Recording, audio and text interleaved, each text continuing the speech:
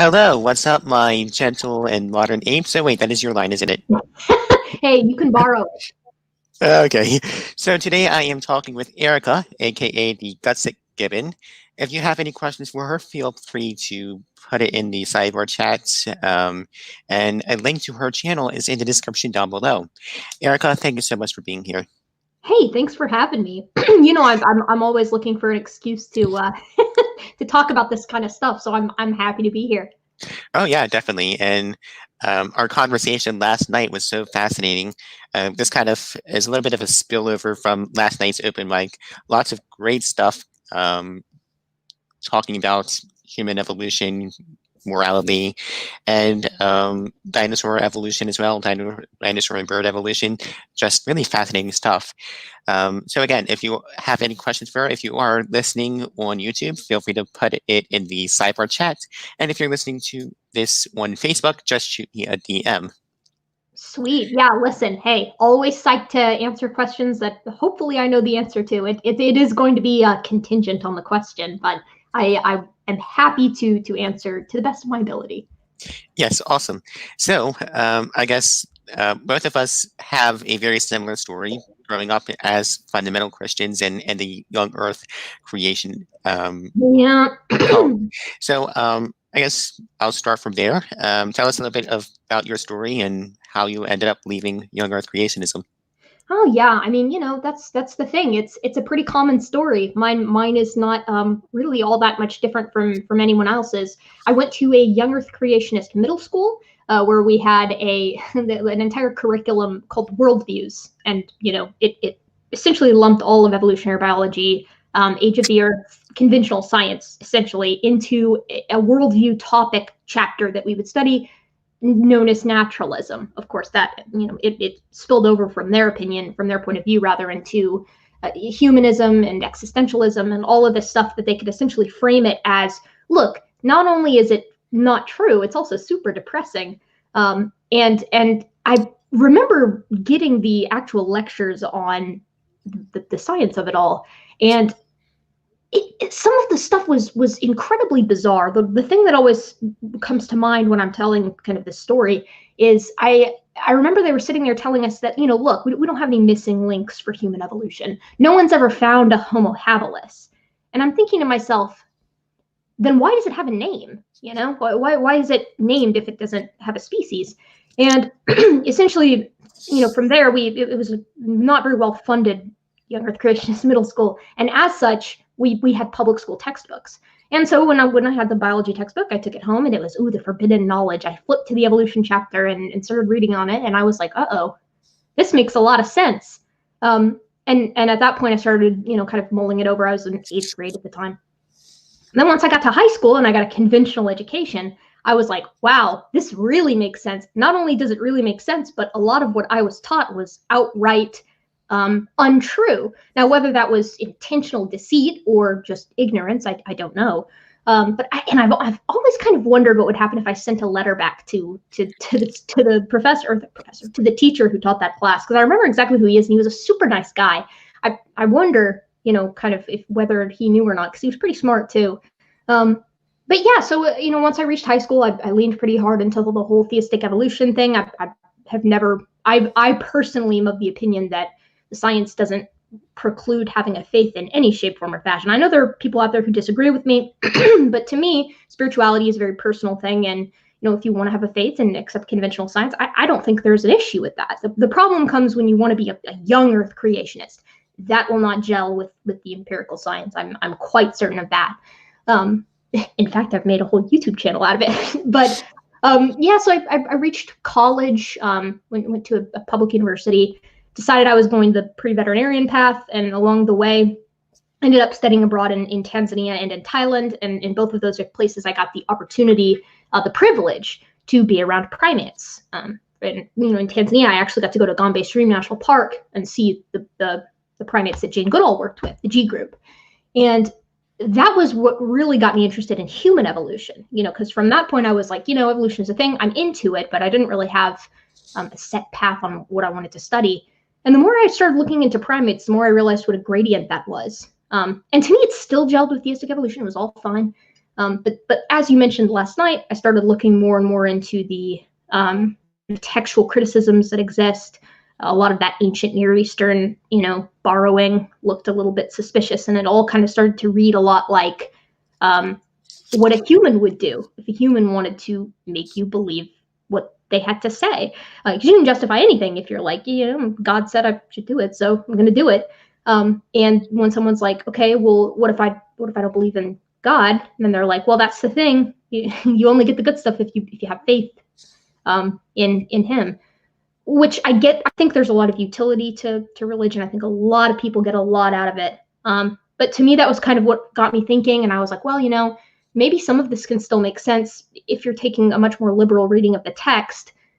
And then I started looking into the history stuff, and the history stuff didn't really gel with me either. A lot of it was very hit or miss. Like the Exodus, for example, I took Egyptology in my undergrad education as a part of my cultural anth credit for my anth minor. And with that, I was kind of like, ooh, this doesn't gel at all. Not a lot of this is corroborated. And, my professor was a Catholic. She was a devout Catholic, which is kind of funny. But she was the first one, someone asked, they were like, okay, it was a small class, so we were pretty intimate with the professor. And they were like, all right, so you're Catholic. Like, what do you make of the Exodus? And she's like, I don't know what to tell you. I don't think it happened.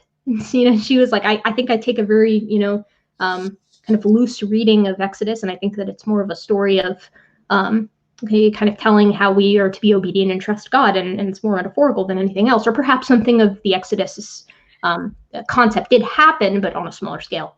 So I'm kind of like, oh man, okay, well, and things are getting more, I'm kind of holding together things with super glue at this point, because I'm like, okay, I can read differently here, and I can interpret it allegorically here.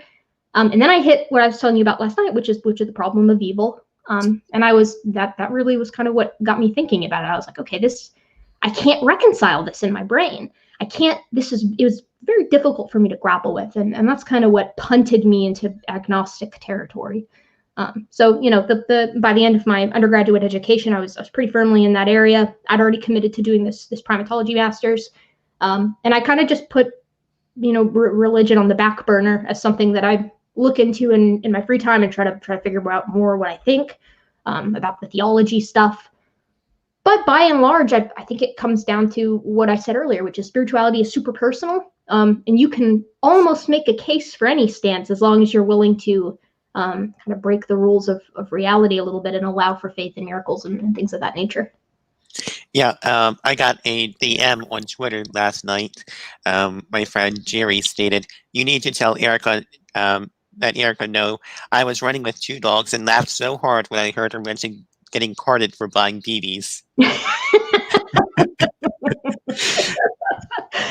Listen, it's sad but true. It really is sad but true. And I've been told by so many people that's something you got to take as a compliment, because one day it will be a good thing.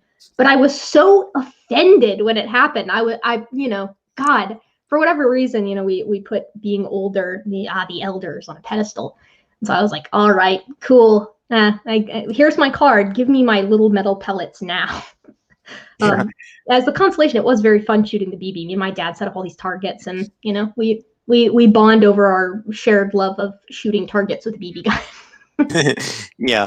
So here's a really fascinating question from Vandella, 1998. Question for Erika: which of your hominid skulls might have been a snack for your big saber-toothed skull, or were they in different locations? So I guess the question here is like, it kind of goes back to your video. I think you made a video, the predators that actually ate our ancestors. Yeah, So this is a pretty good question, I think. Yeah, so unfortunately, my Smilodon skull behind me is a bit inaccurate. It's very, you'll notice it's got some heavy molars, some big omnivorous-looking molars back here. These are big grinding teeth that classic saber teeth, didn't have. That's why I got it on a deal. But it looks really nice. But considering a Smilodon, though, Smilodons are going to be preying on pretty late Homo. So Smilodons would have been Eurasia, North America, anatomically modern sapiens, and Neanderthalensis, maybe Denisovans. I actually don't know if their range extends that far east. But as far as early Homo, the prey and predator is going to be Homo habilis being preyed upon by the likes of Dinofelis. These big, they're basically super leopards. They're coming in and taking out these larger hominins of the kind of Pleistocene, early Pleistocene, maybe even reaching into the early like all of the Miocene as well. But the interesting thing about Dinofelis is Dinofelis wasn't the only one. We also had incredibly large raptors coming in and taking the young. The Tong child is the classic example of an individual that was snatched up and left in a tree, and has those classic talon damage along the skull and brow ridge and stuff like that. Then we have I forget which one it is. I think in Australopithecus afarensis that it's got the puncture marks from a Dinofelis on the skull cap. But I can't remember for the life of me. I want to say it was an Australopithecine though. But yeah, big cats and big birds, that's what was eating pretty much. That's what eats humans pretty much all through our lineage. Occasionally, I imagine that you'd get some hyenas getting out of it, especially as Homo moved northwards into Europe, because those cave hyenas and Eurasian hyenas were really just dominating the landscape up there. I can't imagine that bears are really going after humans a lot. So the weird thing is, and I covered this in that who was eating humans video. Humans are really, and really our primate lineage in general, we're very nutritionally poor. Like if you have the opportunity to eat, if you're an ancient ice age predator, you're trying to find something to eat, you're going to want to go after an ungulate. Those guys are meaty and they've got a lot of fat content, and you're getting nutritional value from their gut flora and the plant matter that they're eating in their guts, especially if you're an obligate omnivore, like maybe some of your canids and things like that. But you're not going to want to go after a human. We're kind of low on nutritional value in general. We've got kind of a high muscle mass that's somewhat leaner. We're pretty sinewy. We've got these long limbs that just don't have very much marrow in them comparatively. We're fattier than some of the other apes, but it's not even the good kind of fat, right? Like you're probably only going to see predators going after hominins and like especially late Homo if it's really, really desperate, because we're also a social living species, and we're a social living species that makes pointy sticks. So it's just easier to go after an ungulate. Yeah, definitely. And I was wondering if you could kind of clarify the different species of Homo. What separates the Homo genus from, say, the Afarensis genus? And why exactly are they considered to be separate species of human? Homo and Australopithecus? Yeah, what is kind of like the dividing line between there? Brain case size, I would say. Your brain case size, once you get into habilis, is going to be getting into 600, 700 consistently. Australopithecus sediba is kind of almost cresting that line, but it has really basal morphology in a lot of other areas. Dentition is also what kind of makes humans unique. We've got these really reduced canine teeth, very parabolic palate, and relatively small jaws in comparison to the rest of our skulls. We have a reduced brow ridge and lack of post-orbital constriction. That is to say, if you look at a picture of like a chimpanzee skull or a gorilla skull, there's a tapering right behind those orbits. Obviously, we're super duper efficient bipeds, and we're kind of worthless in the trees. Now, habilis probably would have been capable of doing some clambering, and Naledi certainly had those really basal shoulders. So that's not to say that they weren't as bad as we are. But we kick pretty much every other animal on planet Earth's butt when it comes to long distance running. There are a couple that beat us, like I think it's camels, pronghorn antelopes.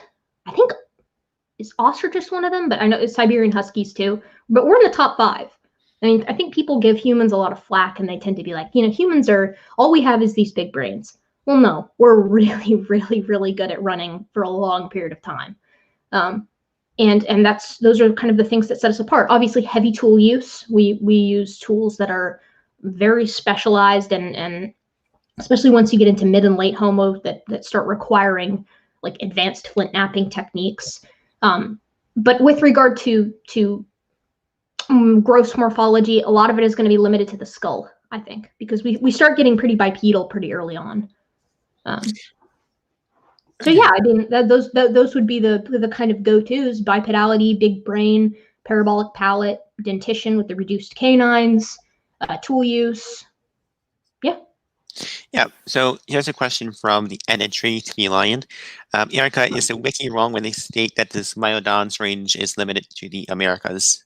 No, I think that's, I actually saw that in the chat. I apologize, I misspoke.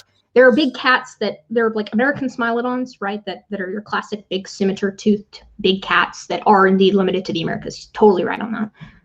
But there were other large cats with relatively, impressive canine teeth that were indeed roaming Eurasia. It's kind of in the same way that it's like currently hyenas are limited to Africa, but there were Eurasian hyenas. They aren't the same kind of hyena, but they kind of occupy that similar niche. I'm trying to remember what it was called. And in the same way you get the what are they called? The marsupial saber-toothed cats. Let's see, hold on. Saber, yeah, Thylacosmilus. That's it. Now let me see here. Eurasian saber-tooth. I'm trying to figure out what I was thinking of. Homotherium. Africa, Eurasia, and North and South America. Yeah, so my apologies. I'm the Eurasian saber-tooth is who I'm referring to, not the classically American one that you can see behind me. Thank you for that and intrigue feline. I should have been more clear. All right, thank you. So, what exactly are you doing your master's research on? Kind of goes in and what you are doing with that end? Oh yeah, God. Oh yeah, an intrigue feline also says slightly different limb length ratio for the difference between Australopithecines and Homo. Absolutely true. Yeah, so originally what my thesis was going to be on was I was looking at the sexually dimorphic behavior exhibited in pigtailed macaques, so Macaca nymostrina. These guys live in Southeast Asia, as well as some of Oceania. They live in Indonesia and Malaysia, and they're these group-living, forest-dwelling macaques, essentially. They're heavily sexually dimorphic. Males are about twice the size of the females and have canine teeth that are almost double the size of the females as well.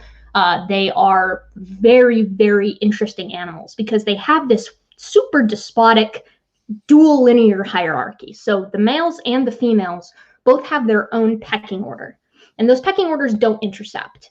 And so my question was, okay, well, you've got these two hierarchies essentially, and they're maintained. One is by fighting, and that's your males, surprise, surprise. And the other one is also maintained by fighting, but it's way less fluid because it's based on natural lines. So whoever your mom is going to determine your rank at birth if you're female.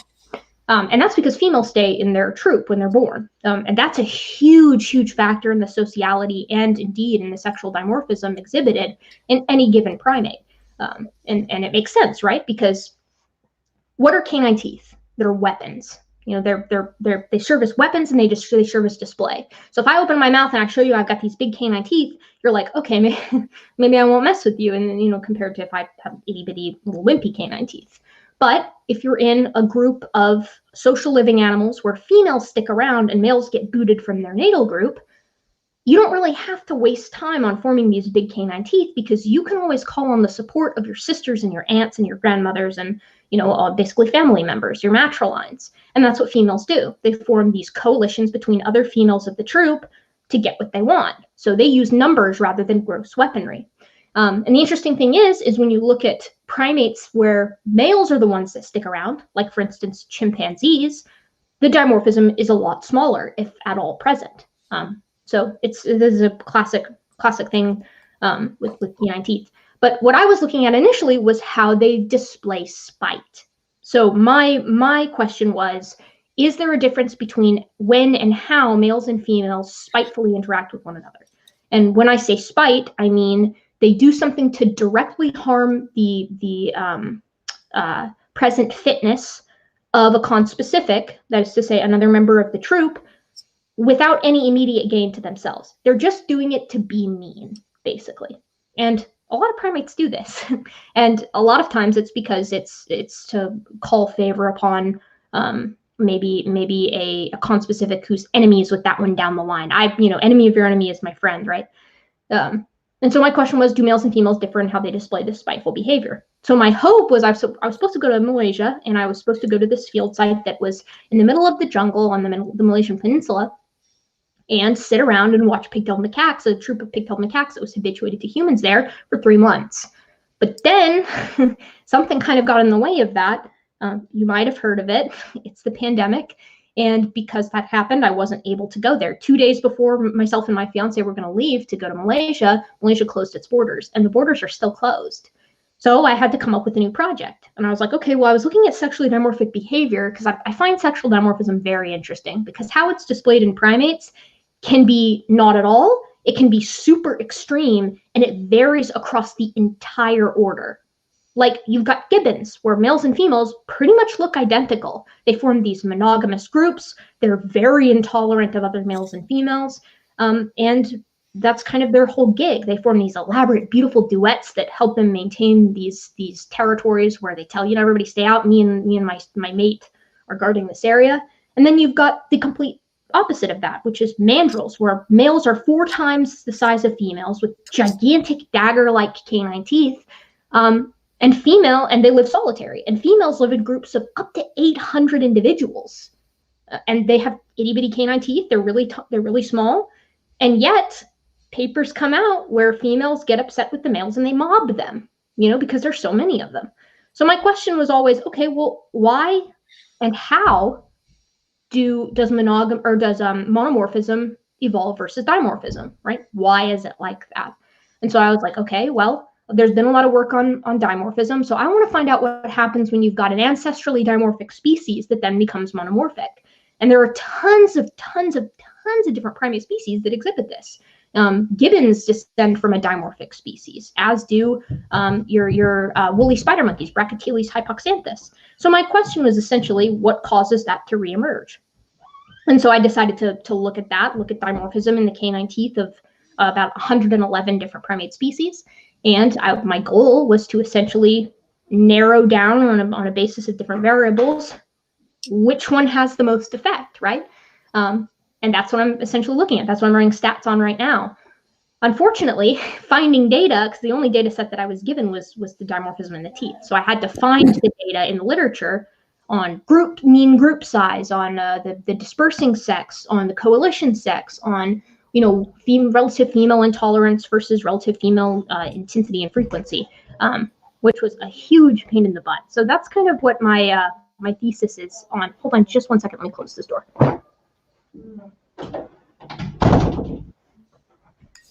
Anyways, yeah, so that's what I'm hoping to find out. I'm hoping to determine which variable essentially has the biggest impact on whether or not a species is going to become monomorphic from a stasis or from a state of dimorphism. Yes, and Angelo made an interesting comment that kind of led to a question that I had, kind of the origins of human language. How exactly did human language evolve? What do we know about that? Oh my God.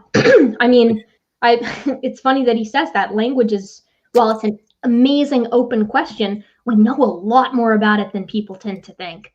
So language is communication.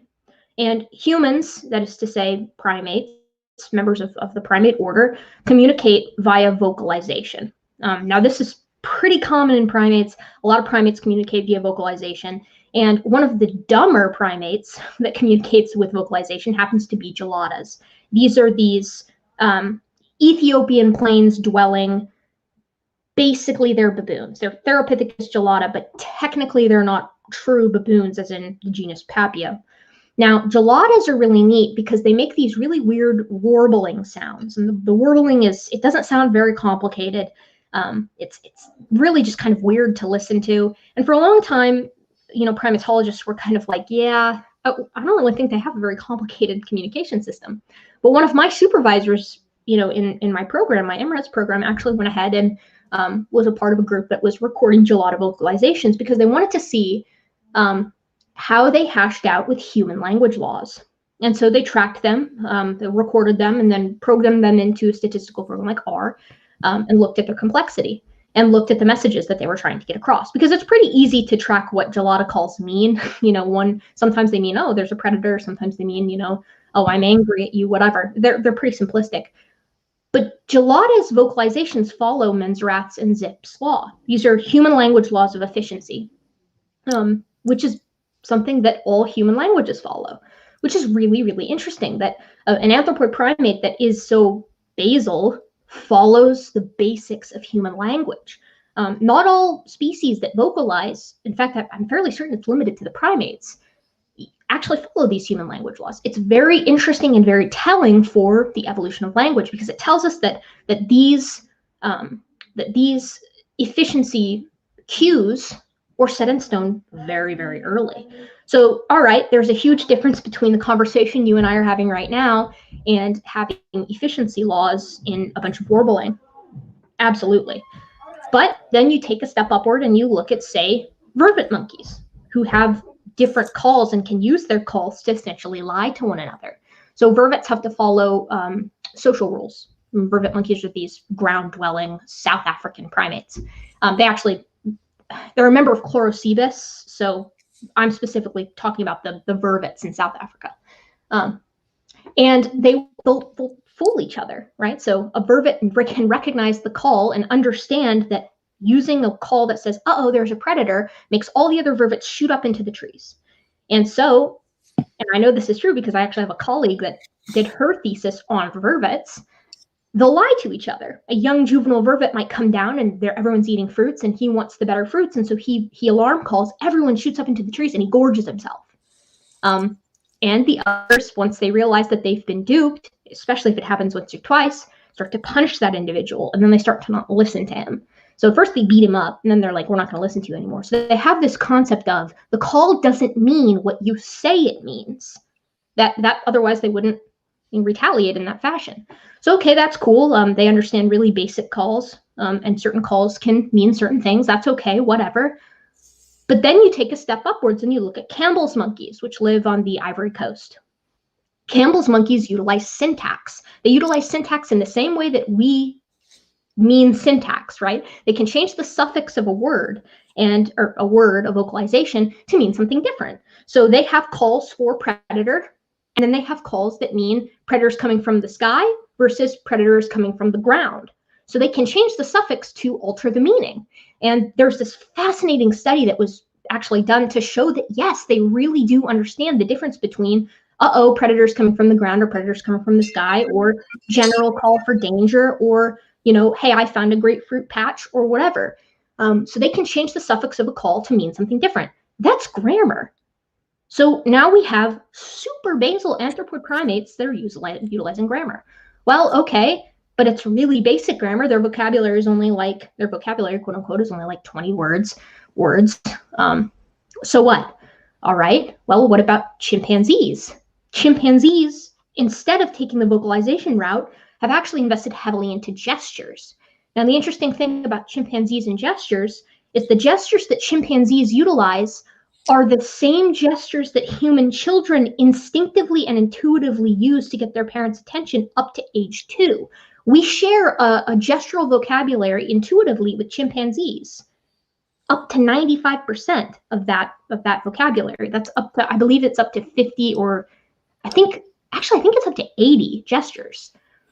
So humans and chimps, when they're babies, use the same signs to get the same things, to get the attention of their parents, to show anger, to show frustration, to show affection, which is really cool. Now, that's neat, right? That doesn't mean the same thing as language, except when you look at humans and you actually go into the neurology, look at Broca's and Wernicke's areas in the brain, you can actually find that those areas exist in very basal forms that can track backwards in a gradient across living primates. So the software is getting more and more derived, essentially. And so at some point in human evolution, we likely went from this animal that relies heavily on gestures, but has a huge gestural vocabulary and has the capacity to understand. When you look at the likes of Kanzi, right, who uses the lexigram to get what he wants. He's a bonobo that has I think it's like 1,500 word vocabulary using a lexicon. And you all of a sudden have this heavy selection for being able to communicate with a high vocabulary over long distances, because a gesture is great, but if you can't see me and I'm trying to let you know that there's a predator, well, that's kind of worthless, isn't it? It's much better for me to shout, "There's a lion," than for me to make a complicated sign for you to know that there's a lion. If you're living on the African savannah, 4 million years ago. And so the second that we were capable of differentiating between gestures and vocabulary, or vocal vocabulary, there would have been a selection for that. But what Otangelo is talking about, this weird inherent idea of what language and knowledge is, that's simply not true. We find this gradient all across the primates. Now, there's a gap. There's definitely a gap between chimpanzees and humans, but there's also a huge gap between chimpanzees and other old world monkeys, isn't there? So just because there's a gap doesn't mean the gap wasn't filled in along the way, particularly if you can back that up with really incredible fossil record that shows the expansion of the brain case. And indeed, when you do endocasts, it looks like the expansion's going on in areas that would have been central to language. So long-winded answer to a short question. Awesome. And Natural Legion, sorry if I mispronounced it. Hey, Erika, you may already know this, but bird songs also have a number of similarities to language and is used by evolutionary biologists as a model to study evolution of learned behavior, vocal learning. Let me see here. Yeah, well, I didn't know that in particular about the bird song, but I mean, corvids are incredibly intelligent. Corvids regularly track onto what we consider to be cognitively capable animals. It's pretty much apes, corvids, and cetaceans and pachyderms, and then those are the main four. Of course, we fall into the apes. Excuse me, but yeah, that's not at all surprising. It's really cool. I'll have to look into how they're utilizing the songs in particular. But I do know that crows and ravens, your corvids, are pretty dang intelligent. That's really neat. I'll have to look into some of the papers on that. Yeah. And then James Feline says, Erika, you might want to mention the FOXP2 gene in relation to an expansion of our vocal capacity. Yeah, FOXP2 is really interesting. That's correct me if I'm wrong and intrigued, Feline, but isn't that the one that took it's like a single duplication? I'll have to. I'm gonna have to look that up. Hold on, I think we'll let an intrigued feline let us know here in a second. And I know they tend to know their stuff. Yeah. Regardless, I'm fairly certain that it's a relatively simple duplication event, and that's kind of the neat thing about a lot of this. The one I did a video very recently on the RGAP11B, which is essentially a gene that humans have it's just a partial duplication of RGAP11A that all primates have. And in humans, there's a partial duplication event that causes our stem cells to rapidly increase brain growth. And as I mentioned in that video, when you introduce RGAP11B into marmosets, their brains just explode in size. So I don't understand why this is so difficult for people who aren't down with evolution to really get. They always take it to the conceptual route, but the fact that you can take a single partial duplication event and nearly double the size of a brain in a marmoset, which is a super with a smooth-brained primate, it's kind of trivial to me to think, okay, well, you have to get all of these steps. Well, yeah, but what precludes that? What makes it so difficult to get those steps to happen? Humans have been cognitively aware and taking down history for 10,000 years, but we've been evolving in the hominin lineage for 7 million. I think it's an argument from incredulity, if nothing else. Yeah. Okay. Intrigued feline confirmed. Yeah, it's just a single duplication. Yeah. So Smoky Saints emailed me a few days ago. He was wondering a few things. If you want to kind of clarify how we know that mankind is hundreds of thousands of years old, as opposed to the 6,000-year-old timeline in the Bible, and if you could talk a little bit about the mitochondrial DNA and the story that tells. Oh man, I mean, so typically genetics, SFT likes to make fun of me for this, but I'm really not a geneticist. To sit here and talk as if I am is a disservice to the people who are geneticists and work their butts off to know what they're talking about. From what I do know about mitochondrial DNA, we're very, very certain that the mitochondrial eve of humanity lived, I think, 160,000 years ago. This is simply mathematical. Now, what people like Nathaniel Jeanson will argue is that you can extrapolate the pedigree rate backwards and get a rate of, or a date for mitochondrial eve of 6,000 years. No, you can't do that. And the primary reason you can't do that is because the pedigree rate is, by definition, faster by an order of magnitude than the evolutionary rate, right? And that was proved by Santos 2008. They're heavily supported, I suppose you would say. You can't prove anything in science. But this is something that's well known and well understood by people who study mitochondrial DNA. I can, spew out the papers once if you put them in the chat or spam them in the chat or whatever, because I've got a nice document for that. You can also watch my video on, I'm probably done with these creationists, where I get really in depth with CRISPR as to why Nathaniel Jeanson's assessment of mitochondrial eve being just 6,000 years ago doesn't work. It doesn't work by any stretch of the imagination, which is why no one agrees with it. It's not this, weird, covert, nefarious, like, conspiracy against creationism. It's that the math doesn't work. Furthermore, the Y chromosomal atom thing that Jeanson does, where he tries to trace that back, doesn't work either, because you can't use Y chromosomes to actually map populations, which is what Nathaniel Jeanson is trying to do. Essentially, the point that I'm trying to make is the plurality of data on mitochondrial eve places that individual in Central Africa, I believe it's the L0 haplogroup, between 160 and 200,000 years ago, just by running the math. And of course, you have to take into account recombination, and you can't use a pedigree. Guys like Standing and Jeanson want to say, okay, well, why not? Why can't you use it? Well, because of Santos 2008, where they showed that, it's inherently incorrect, methodologically speaking, to extrapolate that backwards.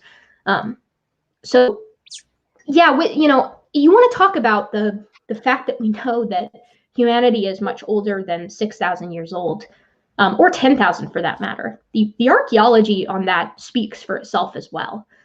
Now, people can poo-poo and pee-pee on radiometric dating all they want, but radiometric dating does work. Standing has made several videos where he's like, yeah, radiometric dating isn't needed for the oil industry or for whatever, because one point that I use very frequently is a $247 billion industry depends on radiometric dating working. And, Standing brings on a guy who's like, I don't actually know that is the case. But I reached out to several different geologists, both on the Peaceful Science Forum and oil discovery folks, and on Twitter. And what Standing and the guy he's talking to really miss is that basin modeling, which is what is used to find oil and other fossil fuels, does require radiometric dating, because you actually have to map the area that you're looking in so you know if you're going to be able to find oil there. Looking in a Carboniferous deposit is going to be a lot more helpful than looking in a Jurassic deposit, because the Carboniferous yields a lot more oil, just geologically speaking. So modeling the basin that you're about to explore is impeccably important. Otherwise, you're wasting your time.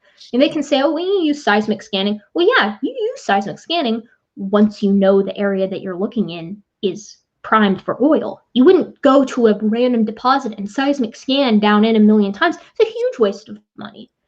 It's way better to know that the rock that you're looking at is kind of primed for oil, and then seismically scan once you're there. I can provide dozens of sources for that too. In fact, some of the folks that Standing has supported have shown themselves to be at least aware of this work. So, I don't know. I think that the archaeology, for instance, is very problematic to creationism. I only know Egyptology because that's what I took, but Egyptology definitively precludes the 6,000-year-old thing, primarily because it precludes the flood. 4,400 years ago, Egypt was still, like, Nakata 1 was ongoing.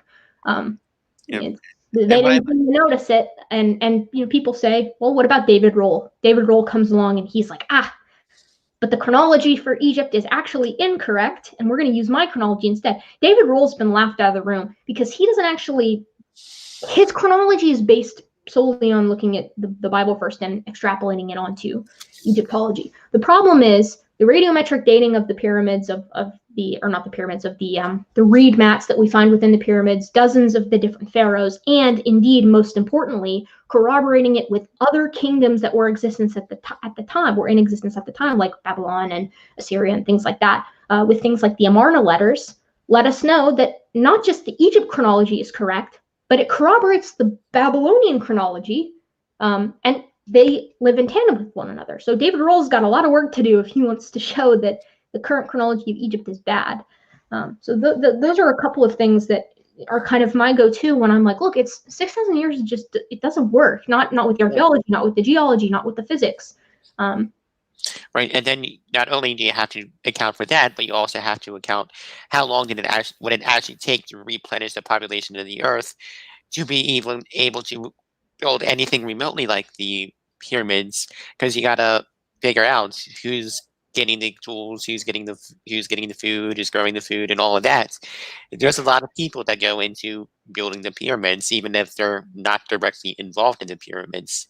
Yeah, the population stuff is horrible for the flood. The population genetics, not genetics, so one of the key things why we know that the population of Egypt was a given thing at a given time is because Egyptians were absolutely anal about things like grain counts, censuses, and they threw these annual festivals like the Apis Bull Festival that are documented, right?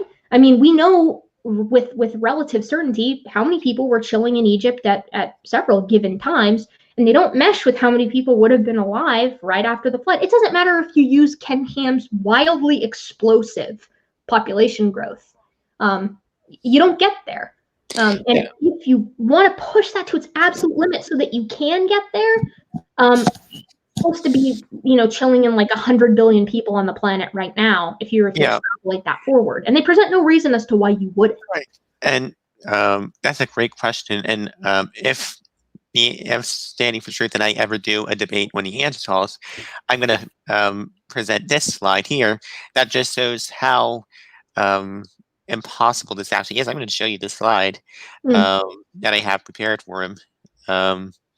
Let's see here. Pull it up here.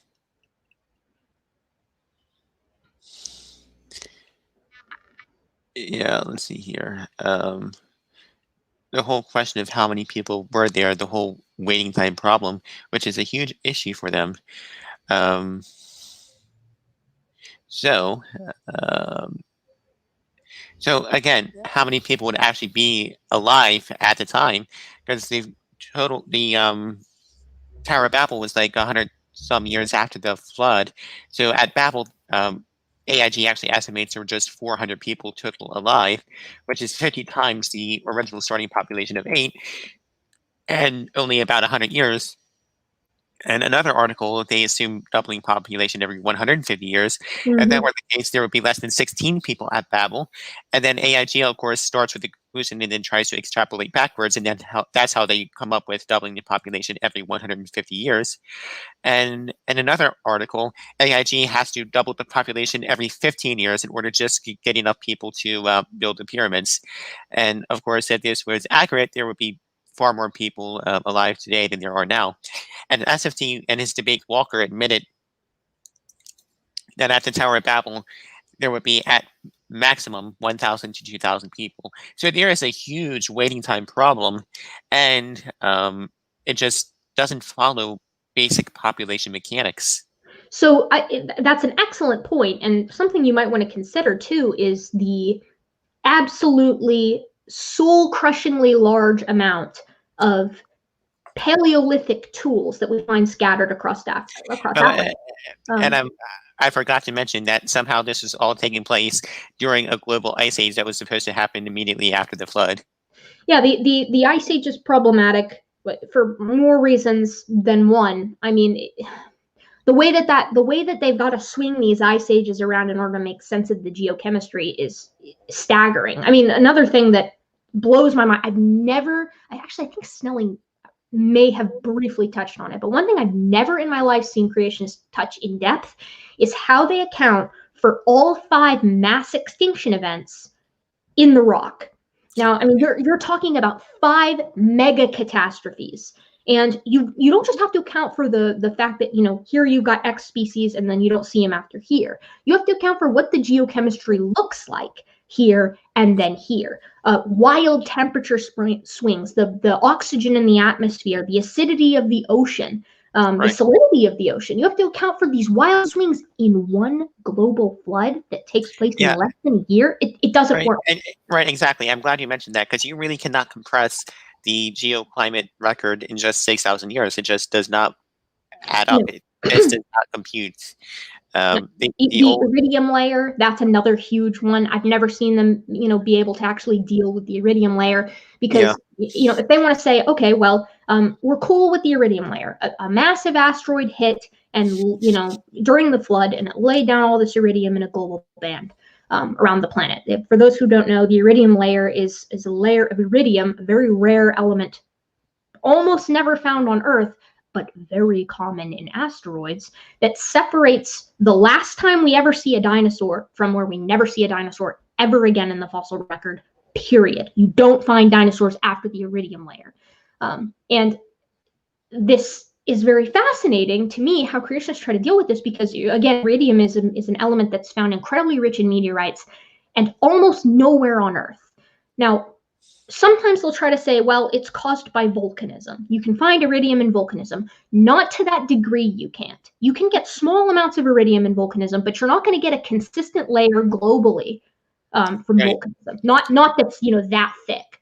So they'll say, okay, well, whatever. It happened during the flood. Big rock hits Earth, and then you get, you know, lots of iridium around the. That doesn't work either, though, because the density of iridium as it would settle right within the water doesn't make sense, or isn't copacetic with how the limestone, sedimentary rock, and chalk lays down.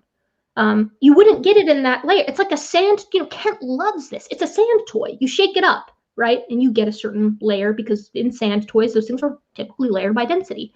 And you know, typically your limestone is going to end up on top if it's all being deposited at once, which the flood requires. But we don't have one big limestone layer at the top, and iridium certainly wouldn't be in the middle.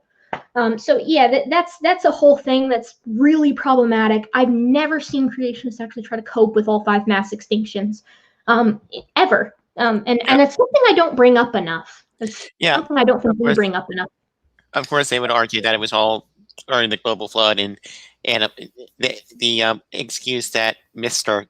Hooven uses is that they were just running up. The animals kind of went higher up, and that's how we get to sorting, which makes no fucking sense whatsoever. Yeah, absolutely. Yep. Just a sec. I was just seeing what Yeah. I was just seeing what an intrigued feeling said. Yeah, oxygen 16 to 18. Did I say 18 to 20 maybe?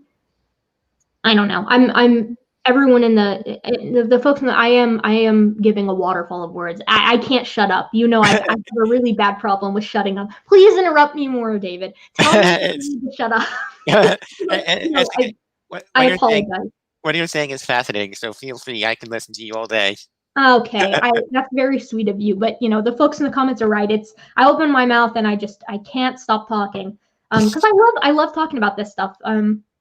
But yeah, you're hitting all the right points. I'm always happy to help when it comes to reviewing PowerPoints and stuff like that. For it really, if you're gonna have a chat with Standing about Neanderthals, you can come to me for morphology for sure. But Walker and Dan are going to be the ones that you want to talk to. Both of them have chatted with Standing on Neanderthals, and both those debates were. Yeah, and I'm just going to say Walker and Dan both wiped the floor on him, honestly. But it was interesting to me because there was some stuff that Standing chatted about with Dan that he just brought up again with Walker and kind of doubled down on.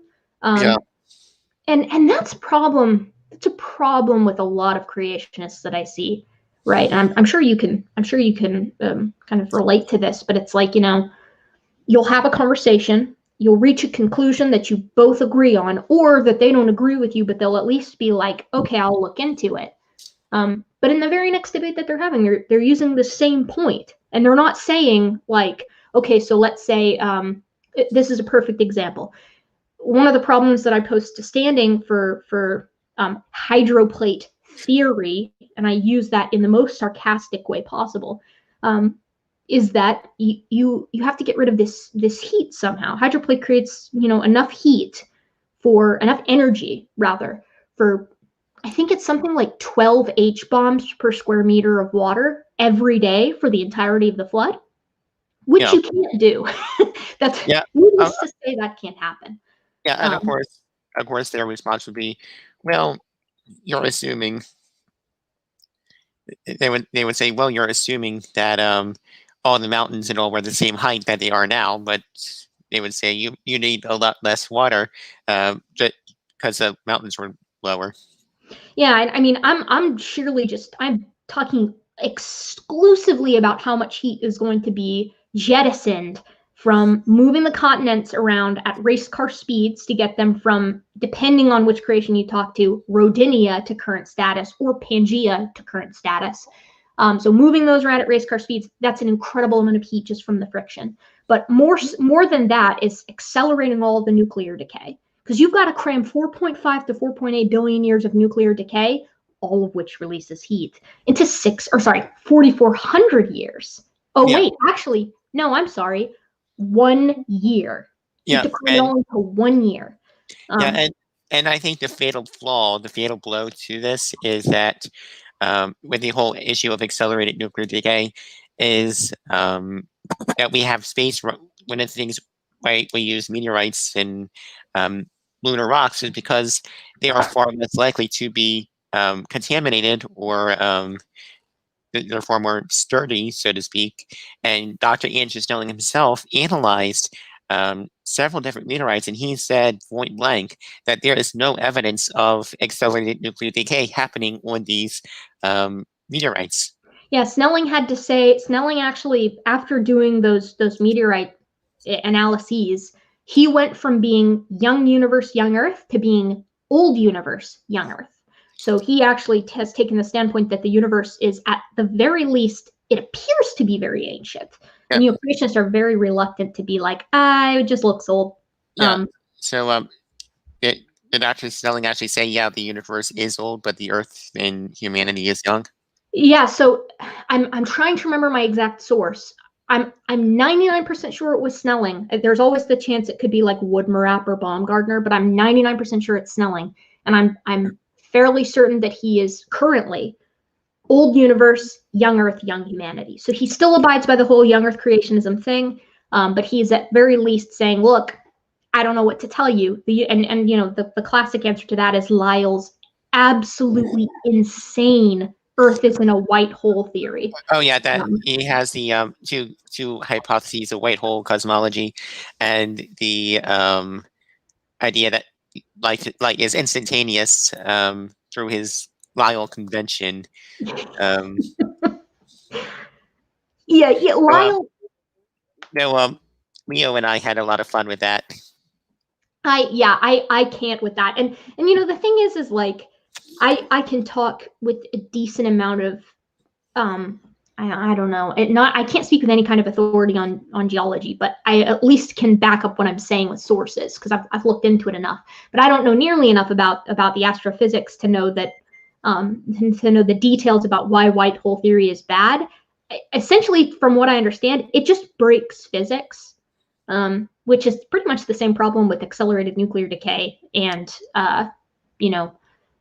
the heat problem. you break physics, you break the physics of the planet, which if you want to do that, that's fine. My thing with creationists is if you want to say God did it all with miracles, cool. If you want to say that he made the earth look ancient or accelerated the decay or wiped away the heat problem or created every transitional just so it looks like it's evolution, fine. What you can't do is say that he did that and that your model is still empirical. You can't do that. I'm sorry. That doesn't work. it ceases to be a model. It's not in any shape, Right. form, or fashion empirical or testable. So Yeah, and to piggyback off of that, one of the things that I like about radiometric dating and all is that it does two things. It confirms what we know from the mtDNA record. We say, okay, hypothesis, humans and the other great apes share a common ancestor about 700,000 years ago or whatever, according to the mtDNA prediction. We should find evidence in the fossil record of that, and the radiometric dating should correlate to that, and we find that. And one of the things that I don't think creationists quite understand about certain types of radiometric dating, such as uranium lead, is that the type of rocks, type of samples that we use, such as zircon, which is primarily, I think, the method for uranium lead, is that zircon is resistant to lead based upon the atomic structures. So there's not going to be any lead to begin with inside the original structure. So all of the lead has to be as a result of the decay from uranium to lead. No, you're absolutely correct. Another thing that's really important, and I hope that the audience remembers this, because this one drives me crazy. So it's actually two things. So creationists will point to two things when they're like, radiometric dating is poo poo pee pee, we hate it. The first one is they'll be like, ha, they dated volcanic rocks in New Zealand, or Mount St. Helens, rocks of known age, and looks like they didn't get the date that we know it is. So therefore, checkmate radiometric dating. That's stupid. You can't radiometrically date rocks that are like under 100 years old. You can't Right. do it. The reason is because not enough parent has decayed. You get wild results. Yeah, and it's like using a truck weight to at like a weigh station to try and measure the weight of an atom. You're not going to be able to do it. That's a You're using perfect example. the wrong tool for the wrong job. And it's like saying, okay, haha, we can't weigh an atom with a semi-truck weight, so therefore the whole principle of weighing is completely wrong.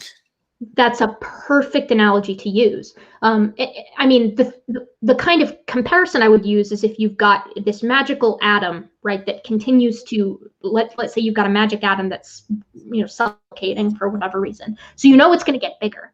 But you decide to weigh it at one atom and then use that as with the truck weight, and use that as an explanation or as a support to bolster your idea that the truck weight doesn't work. Well, of course it doesn't work. You're weighing the atom at the wrong time. Interestingly enough, this is the second, that's the setup. And then the punchline is, when you date rocks from Mount Vesuvius at the Pompeii eruption, this is from a 1997 paper, you get the correct dates. So that the point being, when you do take a rock of known age and you've followed the radiometric dating rules, which is you don't date it too young, you do get accurate dates. So which paper was that? 1997, Mount Vesuvius. Oh, who's it by? You should find it. I know what you're talking about. They used argon, I think. Yeah. And the interesting thing about that, right, is that's exactly what they keep bitching about. It's like, they're using, they can't get rocks of dates on the rocks of known age. It doesn't work. If the rock's 50 years old, it doesn't. You're right. No geologist in their right mind would ever try to do that, which is why it's only creationists who are doing it. And another thing is, like, some of these things, like with potassium argon dating, argon is a noble gas, so noble gases really don't do much. So it's a pretty reasonable assumption that there was no donor isotope within the original parent, within the original sample. And the question is, if you want to say that it's so far contaminated that there's so many daughter isotopes within the sample, okay, how did they get there? Yeah, you're absolutely correct. Now, the second point too that I want to make on this is, and I've got an excellent book. I cannot recommend this book enough with regard to radiometric dating and geology that disproves young Earth creationism in general. It's behind me right here. I don't know if you can see it. It's called The Bible, Rocks, and Time. It's written by two Christian geologists who absolutely crater young Earth creationism just using geology. Now, I don't know if they're old Earth creationists or theistic evolutionists or whatever, but they're basically like, look, this isn't consistent. It doesn't work. Do you have it? No, but I was also going to say another book that's really good, A Grand Canyon, A Monument to an Ancient Earth. That's it. I've got that behind me too. Yeah, Perfect. Perfect I book. just I just bought this book off of Amazon and started reading it. It's a fascinating book. Yeah.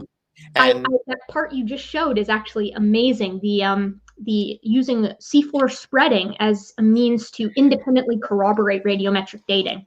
yeah, That one really was super interesting. So for those of you out there, and perhaps if Standing watches this would be another good thing for you to touch on in your big video for me that you've promised me. You gotta. remind me, what was that video? I can't remember. Oh no, he's promised me a response video that takes all my questions and condenses them into a single larger video rather than having to hunt through all his material, which I very much appreciate. But what I was going to say is that what Neff is looking at here, that is, I guess he's that way. Yeah, what Neff is looking at here with the C4 spreading is the Mid-Atlantic. I lost the page. I lost the page. Closed it Oh, up. you just passed it. Oh, I did. What page is it on? It's got North and South America. It's like thermal. This right here? No. Keep going. Keep going. Keep going. I saw it. Go to the radiometric dating chapter and look there. Yeah, sure. I'll explain it while you do. Essentially, the Mid-Atlantic Ridge is an area on our globe that's expanding. There's a ring of volcanism essentially going on, or not a ring, rather, of a stretch of volcanism going on there. So the seafloor is slowly spreading apart, and it creates the Mid-Atlantic Ridge right there in the middle. The hypothesis is the further you get away from the Mid-Atlantic Ridge, because that's where new rock is being formed, the older the rock should be. So what we can do is we can look at how fast the continents are moving apart. And we can extrapolate that backwards, because what seafloor spreading obviously helps do is moves the continents. And with that in mind, we should be able to take the speed the continents are moving apart and then radiometrically date the rock and see if those two can corroborate each other. And they do. No, not that one. Radiometric dating 45, 47. Hold that thought. Yeah. Hold on, I know exactly what I'm looking for. Give me just a second. Yeah. I found it. I got it. Okay. So, whoa. Oh, so wait. This is the picture here. Oh, I think, yeah, page 94, 95. Oh, there it is. There we go. So yeah. The Mid-Oceanic Ridge, the arrow represents a separation of 3,480 miles along the direction of the movement. A simple method for testing assumptions and verifying the accuracy of radioactive dating method used for our knowledge of plate tectonics, the movement of plates making up the Earth's outer crust. If we consult the map of the Atlantic Ocean floor, a large mountain ridge, aptly named the Mid-Atlantic Ridge, is readily visible, exactly dividing North and South America from Europe and Africa. Lava welling up along the ridge is constantly adding new crust to the ridge and attests to continuing modern-day separation of the continents and expansion of the ocean floor. The age of rocks from the ocean crust determined using radioactive methods are consistent with this observation. The farther one moves away from the ridge, the older the rock. Maximum ages about 180 million years for the Atlantic Ocean crust are obtained at the edges of the continents. If we measure the distance between the continents, we can use the distance and maximum age to come up with the average rate of separation. Doing this along the arrows shown on the map yields an average rate of 1.2 inches 1.2 inches per year. If this exercise is repeated, an intermediate location along the same area, the intermediate age and distance yields spreading rates that appear to have varied only slightly over time, with ranging from about 1.1 to 1.7 inches per year. So yeah, this is really fascinating stuff. Yeah, that's one of my favorite ones as an independent method. And what the book goes on to, the point that the book goes on to make is, so now if you are, for instance, Andrew Snelling, and you're saying radiometric dating, it's accelerated nuclear decay. Look at, and then usually he says fission tracks, radio halos, helium in the crust, cold slabs, and magnetism. And he's like, look at these things. This shows us that the accelerated decay happens, blah, blah, blah, whatever. And then if you are someone who is into conventional science, you say, well, that's really interesting. Why is radiometric dating corroborated with the speed at which the crust moves apart? Because if you are in fact a creationist, you then have to propose that not only did God accelerate the radiometric decay, but he also accelerated the rate at which the continents are moving apart stepwise, precisely to match the radiometric decay. Because you can propose that race car speed continents moving all around the planet all you want, but now it has to be in perfect step with the radiometric decay, two things that have nothing to do with one another. They have to be perfectly stepwise. That's insane. Yeah. Snake was right. Atheists just reading from their faith books again. Haha, got them. Oh, hey, Snake. I haven't seen Snake in forever. Yeah, good to hope see you're you, doing Snake. well. An intriguing feline. This is a really good point, actually. And it's also corroborated with the magnetic field direction that is formed within cooled down rocks that have magnetic metals in them. Yeah. One of the things from Jordan's chat with Neff last night that is interesting as well, is you can look at the, what is it? The monopoles or the dipoles, whatever, the direction of the iron within rock, the direction that the iron's north and south poles are facing in rock, to basically tell when magnetic reversals have happened. And boy, do you have a lot of flipping through all the strata when you go back, 3 billion years, which again, you have to cram all that magnetic flipping into 1 year. It's crazy. Yeah, exactly. And pretty much every single creationist that I know accepts at least one magnetic pole reversal. But again, they don't seem to want to accept that we have it in the records 170 plus times. I mean, guys like Neff will say that Neff's answer, not you, Neff, other Neff, Neffy, as he likes to be called. He last night was literally trying to propose that Syria and Israel, where they did that magnetism in the cold spots, was just an outlier. He was like, just because it happened there doesn't mean it happened everywhere. Like selective magnetic reversals. Yeah, Neffy, like that does not make any sense. The old robot saying does not compute. Yeah, Neffy. Oh, Neffy kills me with that. And then Neff. Yeah, he's a lot. He's a lot. Yeah. My conversation with Neff, I had a chat about the age of the Earth with Neff once on Modern Day Debate, or Noah's Flood, or whatever. He really doesn't like talking about limestone, by the way. Limestone is another one that really makes the flood impossible. Limestone deposits at a very particular rate, and it never deviates from that. There's no way to speed up how fast it deposits. And by the way, I think we should mention that the pyramids of Egypt were made with limestone. Very true. Limestone with critters in it, interestingly enough. So as most limestone is, made of microorganisms. Yeah, and we know that takes a while to harden, but we also know that there's also some limestone from Israel from 2,000 years ago that has not hardened. So this does not compute. Yeah, I mean, oh my God, we could sit here for like 10 hours and not run out of things to talk about, problems with the global flood and with a young Earth. I mean, there's a lot of stuff with evolution that it's almost like you can, at least from a creationist standpoint, understand why they can be incredulous, because they're dealing with this small time scale. Like they can't comprehend deep time. And so to them, it seems a lot, they're looking at it from a different lens. So with that kind of stuff, at least you can get where they're coming from. But once you get into the realm of physics and geology, and they're just blatantly like, accelerated decay, it can happen. And you're like, no, it can't. Show me how it can.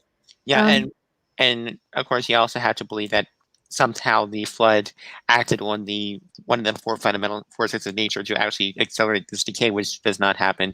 An intriguing feline. One question for Erika. Are you aware of the so-called bomb spike or the bomb pulse effect? And another one is the water reservoir effect. No, I don't know any of those. Tell us an intrigue, Feline. I don't know what So, those are. so I do know what the water reservoir effect is. It's an anomaly with carbon-14 dating. Um, long story short is that when we date marine organisms with carbon-14, it simply does not work. There's been live mollusks or whatever dating back 10,000 plus years, and the reason for that is I think that they get their carbon-14 primarily from the oceans and not the atmosphere. I, however, am not familiar with the bomb spike or the bomb pulse effects. I think, let me just Google it real quick. Bomb spike effects. That's good to know. That does make sense. I imagine a lot Okay, of yeah. marine life does pull its carbon directly from the water. The bomb pulse is the sudden increase of carbon-14 in the Earth's atmosphere due to the hundreds of above-ground nuclear bomb tests in the 1940s and 1950s. So I do know about that. I didn't know that's what it's called, but I do. Yeah, carbon gets difficult after all of the nuclear. Carbon dating gets a little weird after all of the nuclear testing. Yeah, I have heard of that, yes, but I don't know very much about it. That being said, I know when you actually read a scientific journal that says, okay, this is dated this plus or minus this before present is I think 1950. Yeah, and so the thing about that too is that very few creationist laymen who you encounter understand the difference between carbon dating and radiometric dating as a whole. A lot of times they take problems with carbon dating, which is significantly different than dating with geologically relevant elements. And they will extrapolate that into radiometric dating as a whole. You can't do that. They behave vastly differently. Now, carbon dating has its share of problems. Carbon dating's problems are different from the problems with radiometric dating, and they more have to do with precision than relative age. So essentially what Neff just said is true. You'll get a carbon date that's plus or minus. That's the same is true with radiometric dating, but radiometric dating on a large scale tends to deal with much vaster swaths of time. So it's less important to say that, this Triceratops skull that we found is, 240, or rather, I guess you would say like 115 million years plus or minus 5 million years. Okay, well, that's not as important to know the exact year that it was 115,640,126 years old. Like, you don't need to know that for that. It's not important for establishing geologic timelines with regards to Mesozoic fauna, for example.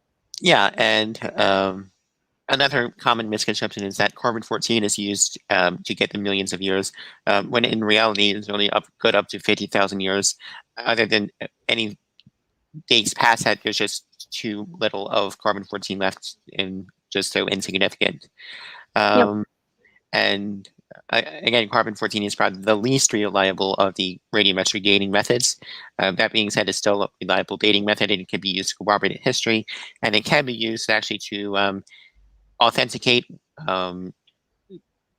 archaeological finds such as the Dead Sea Scroll and the Shroud of Turin. That's how we know the Shroud of Turin is a fake and that the Dead Sea Scrolls are real. Because who's to say that the shepherds, or who's to say the Dead Sea Scrolls aren't just a big hoax? Well, we know they're not a hoax because we carbon dated them. That's 100% correct. And the interesting thing is, you get guys like Ken Ham who will be like, carbon-14 dating is on our side. It shows that the Dead Sea Scrolls are real. Look how accurate the Bible is through time. And the Bible is pretty accurate through time. It's not perfect, but it's decently accurate as far as what has changed. Now, there's still significant things that have changed. It's just good for what it is, right? It's changed much less than than I would guess, at least, for humans passing down knowledge and rewriting things over and over again.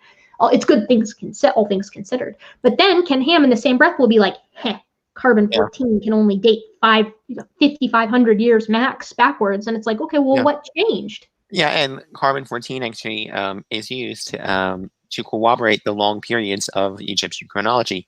That's like when there's a question about Egyptian chronology, carbon-14 comes in play. Jerry Penna said something in the chat very interesting about Noah's flood. Where is the DNA bottleneck from two of every kind. If Noah's Ark was true, then the carnivores will immediately cause extinction after being released every time they ate. Also, will hosts go kill for fun. So Yeah, that's a great point. And that's a great point as well. All the carnivores coming off the Ark, eating all the animals, pretty much they're dead, they're extinct. yeah, so And, oh, go ahead, I'm sorry. and I know, like, Mr. Hovind, or should I say Mr. Cunt Hovind, um, uses the excuse, well, they became carnivores after the flood, but we have fossil records of them that were supposed to be during the time of the flood eating each other, so this does not compute. Well, you see, Mr. David Neff, the issue with the animals coming off the ark is there would have been plenty of carrion left over from the massive flood of water that was lying around for these animals to eat. Do you really expect me to believe that you're related to a mosquito? I mean, that's the thing. They think that it's the like bloated animals that have been sitting in the water, like one of the fastest things that can decompose, an organism. They've been sitting in the water for a year. Then they're eating their bloated corpses that, for whatever reason, have still not completely decomposed. Another one I've heard, I kid you not, is that they ate the dinosaurs, and that's why we don't have dinosaurs. Yeah, and natural legend, not to mention genetics, languages, signatures of human population histories would trace back to the Near East, when in fact they don't. Great point. Mm-hmm. Let's see here. Carbon-14 also corroborate with the dendrochronology.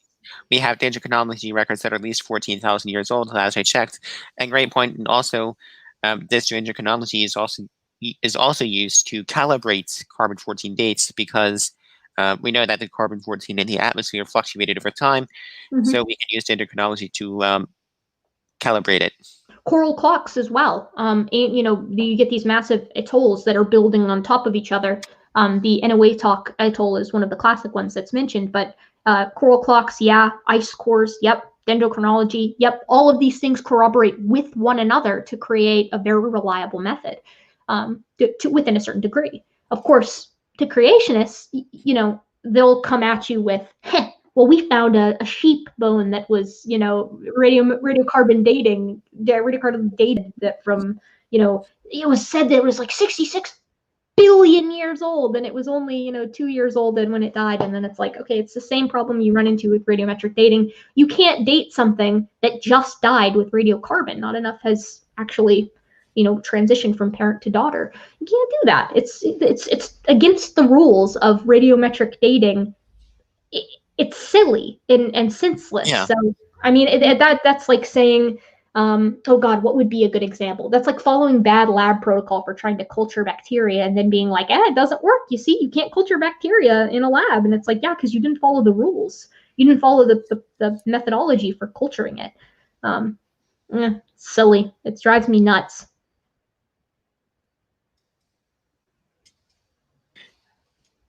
Yep. So, Danish debater. How long would this be on? Well, as long as we want.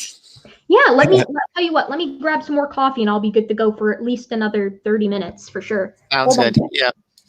My coffee's all gone.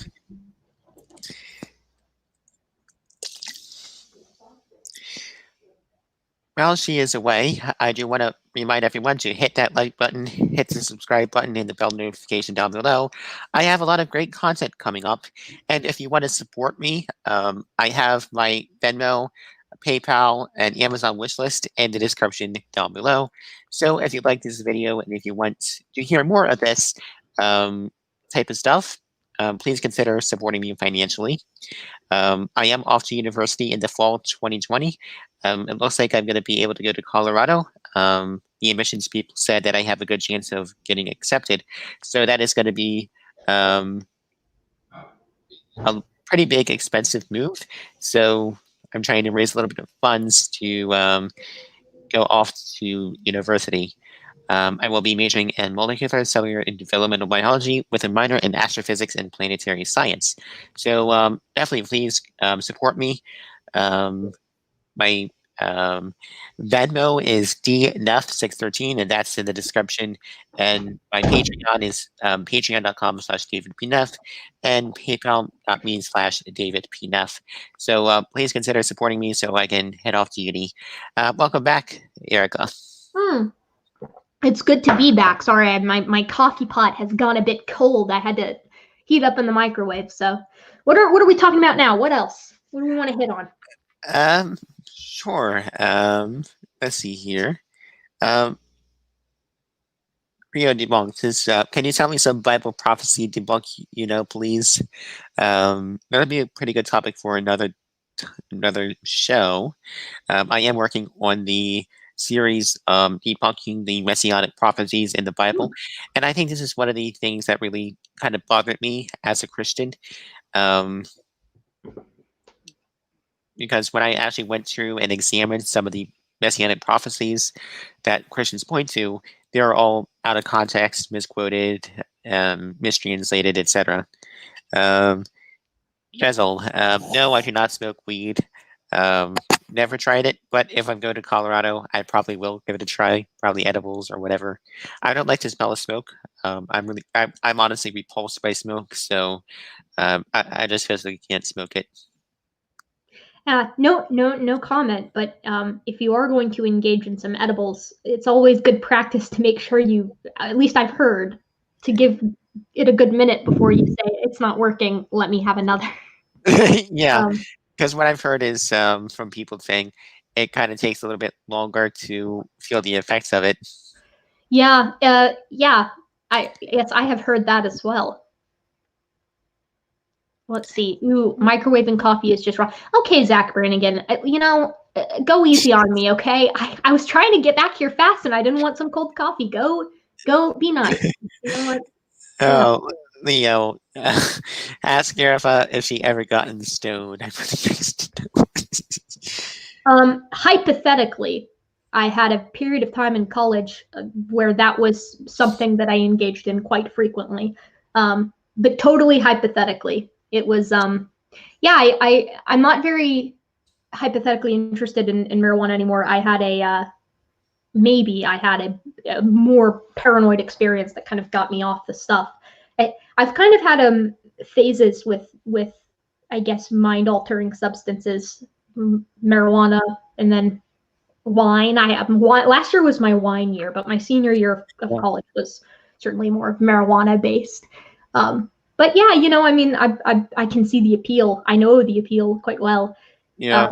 You just got to be careful with it, and if you're an anxious person, you got to know when it's too much. And I am I may not come across this way, but I am a very anxious person. And so, it very quickly became, and by very quickly, I mean over the course of like 6 or so months, I was like, maybe I need to back off the stuff a little. Yeah, Creo debunk. The younger creationists tell that Neanderthals are all pre-flood or post-flood. So this Daniel Richard Brain Trust and some of the AIG people all claim that they were post-Babel, either pre-Babel dispersion or shortly after post-Babel. So all the Neanderthals, Homo erectus, Homo floresiensis, and all that, they are all considered to be post-flood. That is hugely problematic due to the waiting time problem. Getting all these mutations in and just a short period of time, and then going extinct within a couple 100 years. That also does not compute. They're also just not humans. I mean, that's another one that's very interesting and very difficult for creationists to cope with. When you run genetics on Neanderthals, of which we have plenty, you can say with what is it Walker said, to the extent at which you could pick a random atom in the universe, you can preclude the idea that Neanderthals descended from humans. Right. This has been done genetically. Okay, like you're dealing with something that is almost within the realm that you can preclude something precluded, and that's what they require. Creationists require that all of these degraded, which is just very rude to the likes of our hominin cousins, but they have to have them all descend from a perfect human. The problem is when you got the genetics, that's not what it says. Yeah, and also there's a problem of if they are so young, where is all the Homo erectus, Homo floresiensis, where is their DNA? Why Mm. can't we find it? And another point to bring up, if they were intermingling with humans, why don't we find them in modern day cities? And why aren't they represented in arts and literature? That's all 100% true. I mean, culturally speaking, if humans are good at one thing, it's representing the other in their art and history. There's a really interesting thing about Homo floresiensis that I covered in a video on cryptids a while back. I think hominin cryptids are really interesting. I don't think any of them are real in the sense that we've got like like an abominable snowman walking around, but the interesting thing about Homo floresiensis is that there is a cryptid in Indonesian culture called the Ibu Gogo, and it is described exactly like Homo floresiensis is. This 3 foot tall looking hominin. They gibber in their own language. They steal children.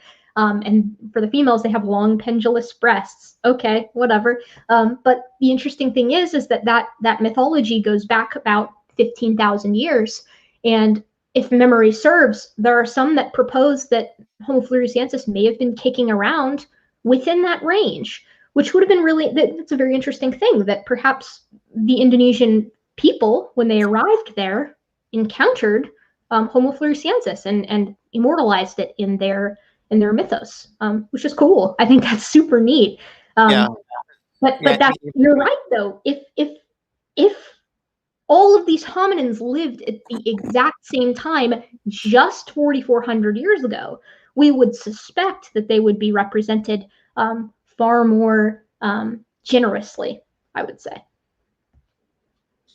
and in trade feline, we have DNA in the younger Homo species, but such as the Denisovians and Neanderthals, but we don't have it in the earlier species as well.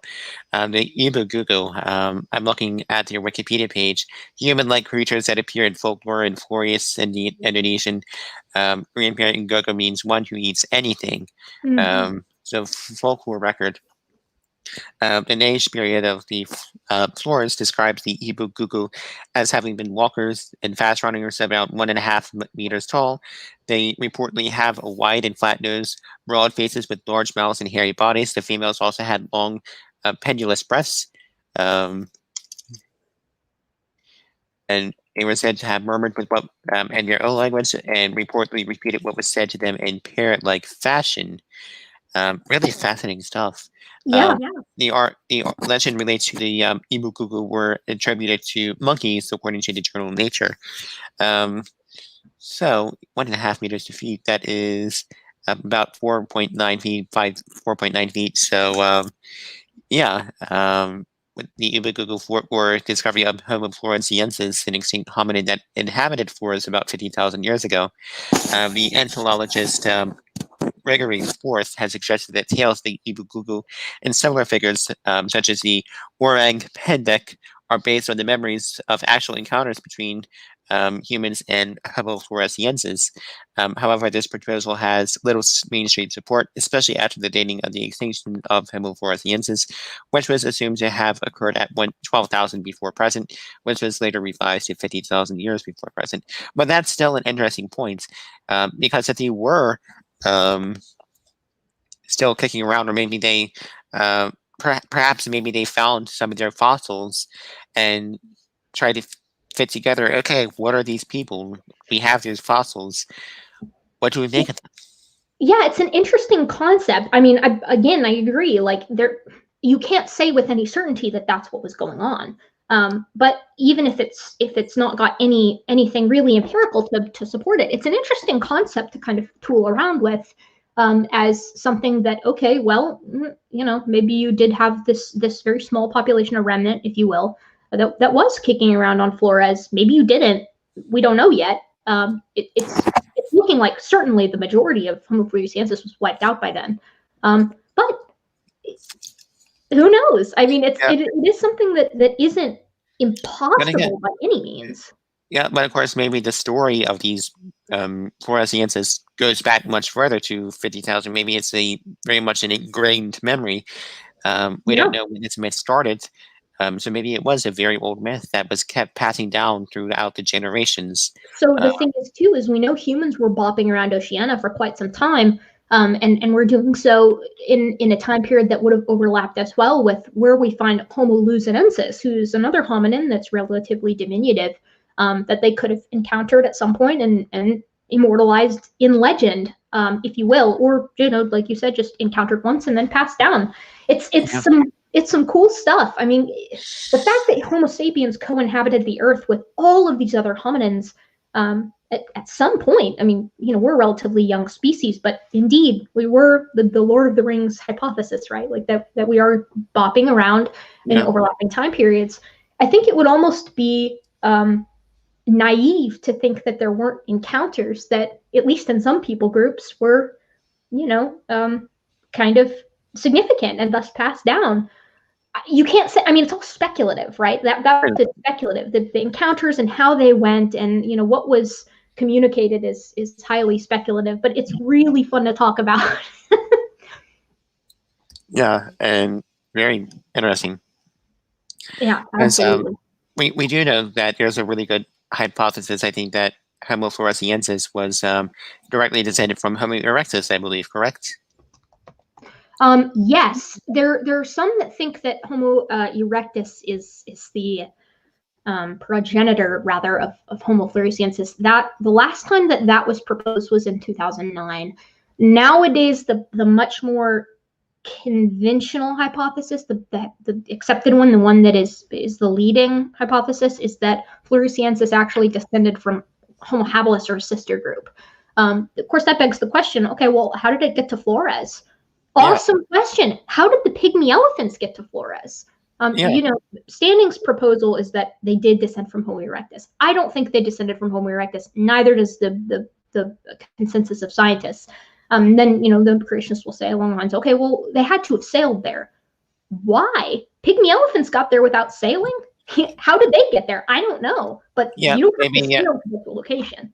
Yeah, maybe they got there from a land bridge that disappeared. Who knows how they got there? Rafting, land bridge, it's just not anything that you can rule out with any kind of certainty. Saying that, oh, well, it must have been X because that's what makes sense to me, that's not empirical. And genetically speaking, when we trace it back, and indeed with I think it's with the apomorphies as well of Homo floresiensis, you end up with a much stronger and parsimonious relationship with habilis than you do with erectus. Yeah, definitely. Yeah, that is a very interesting point. One thing that kind of was brought up in my conversation with Mr. Slick was that when we talk about transitional fossils, that is just based upon how it looks, and he claimed that, well, that's not science, because how do we know that it's really a transitional? No, that's ridiculous. The hypothesis of creating a lineage is saying that you have species A. So like, let's say, you know what? We'll do like a fun example. So I've got an Australopithecine, Australopithecus afarensis right here. This individual here, and this is of Lucy, I believe, but of course we have multiple Australopithecus afarensis specimens. Yeah, is that a real skull or is that a replica? Oh my God, it's a replica. Are you serious? Yeah, no, it's a replica. I would, first of all, the ethics of owning an afarensis fossil is, I would never keep that from the public. So the hypothesis, if I find this individual and I want to say this individual is the common ancestor of, or not the common ancestor, rather, is an ancestor of humanity. And I look at this and I say, well, you know, it just looks like it is. Cool. That's my hypothesis. Now I take a human skull and I look at the two of them and I say, well, if I want to say that this became this, or at least was the progenitor of a lineage that created this, that led to this, then I'm going to create a suite of characteristics for both. What separates this individual from this individual? How are they different? Well, the angle of the zygomatics, the teeth, the palate, the angles of the orbits, the prognathism, relative prognathism, how the foramen magnum is seated. You can't really see it on this one. There, how the foramen magnum is seated at the base of the skull, the jaws, and the brain case. I'm going to say, okay, well, those are the two things that separate these two. Then I'm going to say, okay, well, I should be able to find a series of organisms that represent the gradient of transition from this one to this one. That's the hypothesis, paleontologically speaking. That's exactly what we find. And not only do we find it, but we find it in the right places. We find it in East Africa and in South Africa. Now, the funny thing is we found more than we know what to do with. We found that potentially we see the lineage of humans come from this individual here, Australopithecus afarensis, but some propose that it actually came from Australopithecus africanus, which is the South African variety of the Australopithecines. So we've got two excellent transitions, like lines that we can show in between both of these. If you want to take the South African route, you can go through Sediba, you can go up through Habilis and Naledi, if not really Naledi, I suppose, but up through Habilis and then indeed into Erectus, of course, which we find there in South Africa. We find both of those there, but we also find both of those in East Africa. So where did it happen? Well, I don't know, but you've got options. It could have happened in either place. The transition is represented in both places. So the hypothesis is fulfilled by the morphology. Then you have to say, okay, well, what about the genetics? Can we bridge that gap? And unfortunately, since we don't have the genetics of the Australopithecines, you've got to go with Neanderthals, and then you look at chimps. And you say, okay, well, can we bridge the gap there? And the answer is, boy, howdy, can we. You can track a great many of the important changes that led to the emergence of human apomorphies between that differentiates us from our cousins. And those are really important. Both of those are about as good as you can get. I'm biased because I study primates, but I think that the human lineage is easily one of the best lineages represented in paleontology as far as evolution goes. Yeah. And Y-DNA and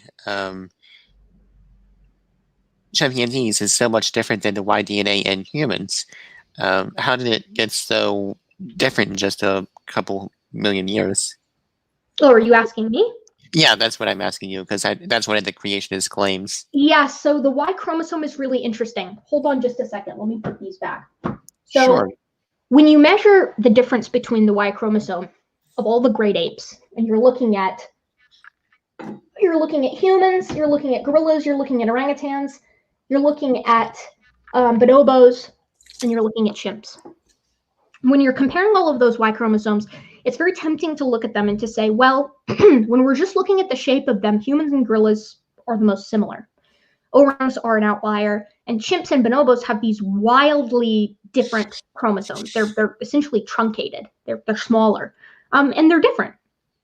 It's tempting to look at that and say, okay, well, this really screws with evolution, and it looks like we're more similar to gorillas than to chimps, which violates it. But there's a huge difference in looking at the overall structure between the two Y chromosomes and looking at the sequence identity, which is the content. CRISPR, in one of my videos, actually gave me a great way to illustrate this difference. If you had 3 copies of Harry Potter and the Sorcerer's Stone, or Philosopher's Stone for you UK and non-US residents, and in one, it's just the classic VHS tape of Harry Potter and the Sorcerer's Stone. One is Harry Potter and the Sorcerer's Stone, but the last 3 scenes are missing from the tape. And one is Harry Potter and the Sorcerer's Stone, but every scene that they're using wands, they're using guns instead. The 2 that are most similar are going to be Harry Potter and the Sorcerer's Stone and Harry Potter and the Sorcerer's Stone with 3 scenes missing. Even though one is shorter, the contents are more similar between the 2. Harry Potter with guns in this instance is the gorilla Y chromosome. They're very similar in overall length, humans and the gorilla Y chromosome, but the contents are not as similar between the human and the gorilla as they are between the human and the chimp. The human and the chimp additionally share genes that the gorilla and human lack.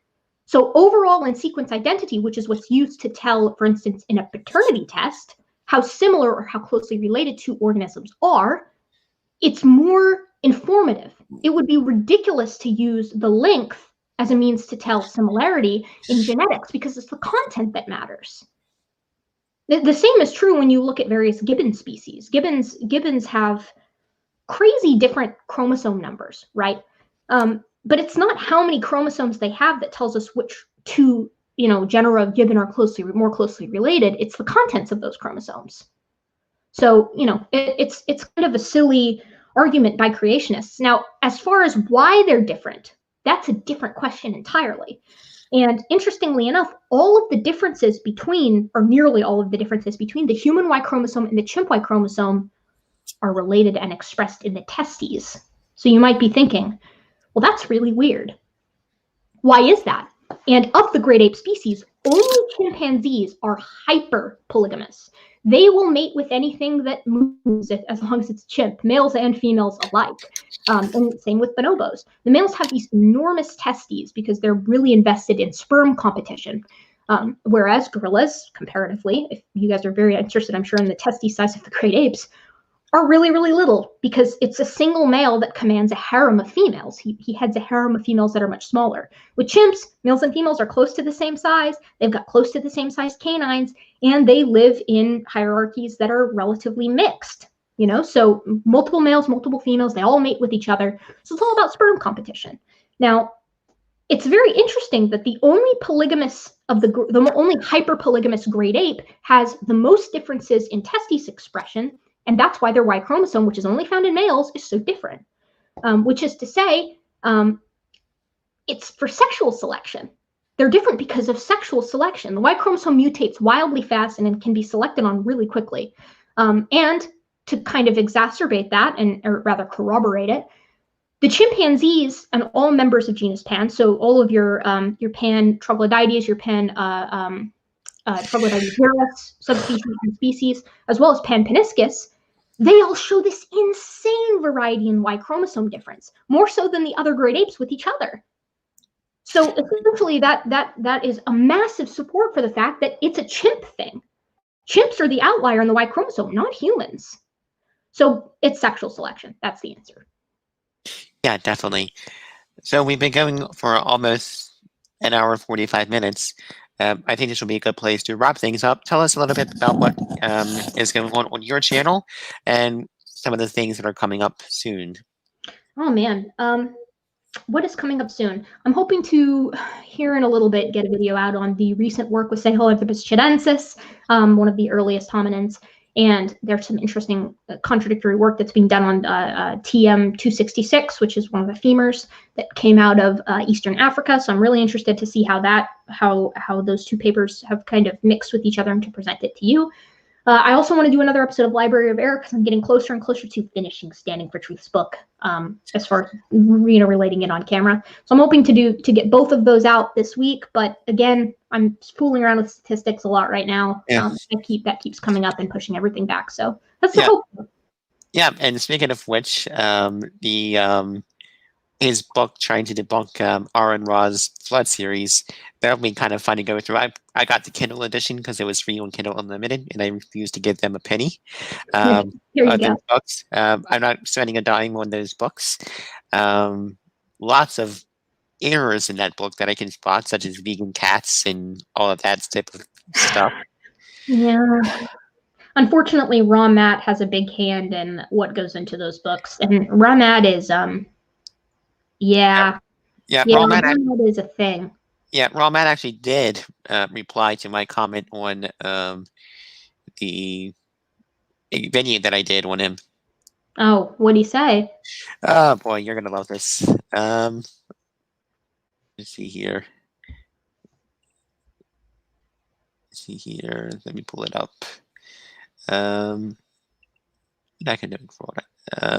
Let's see here. I'm just pulling it up. There we go. Grab tab.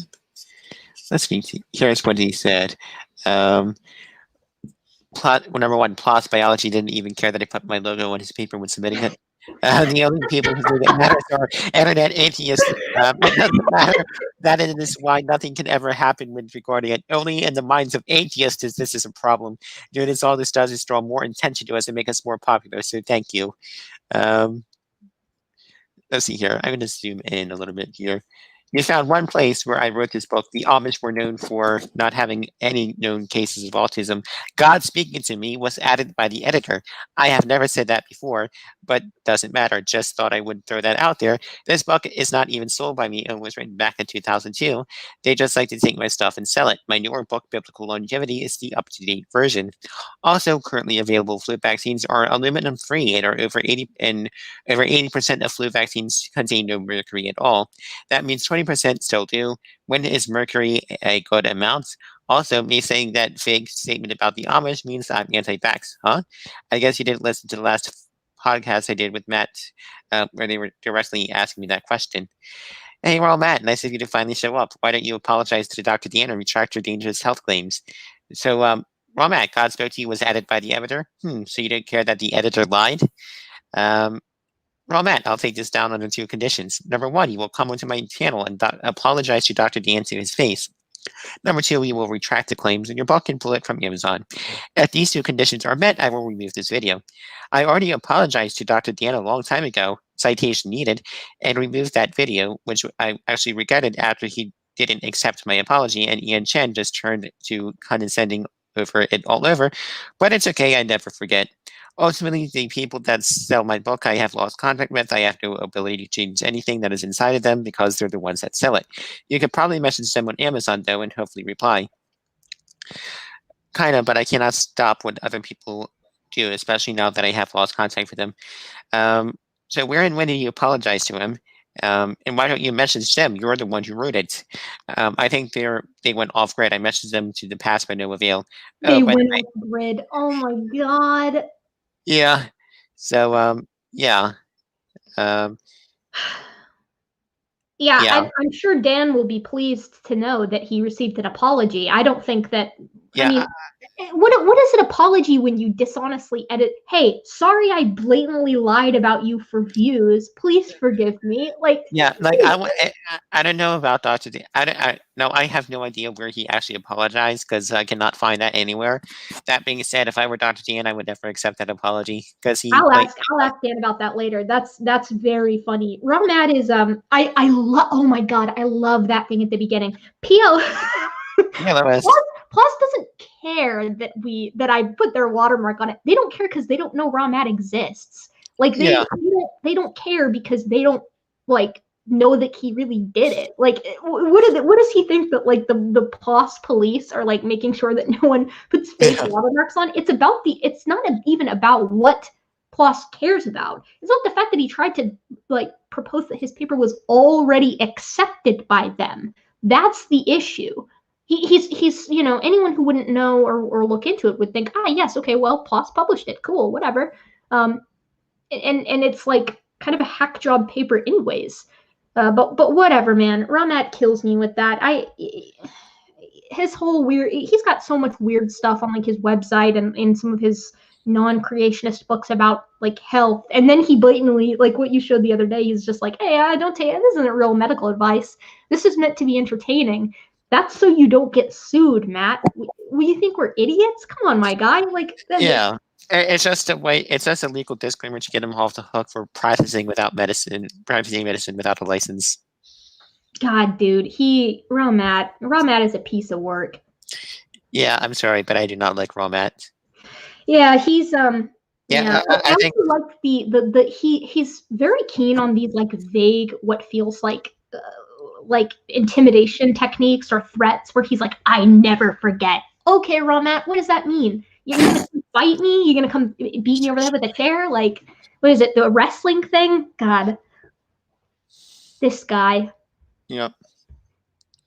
Yeah, definitely. And anyway, you're the Gutsick. If you're not already subscribed to me, hit that subscribe button and the bell notification down below and hit that like button.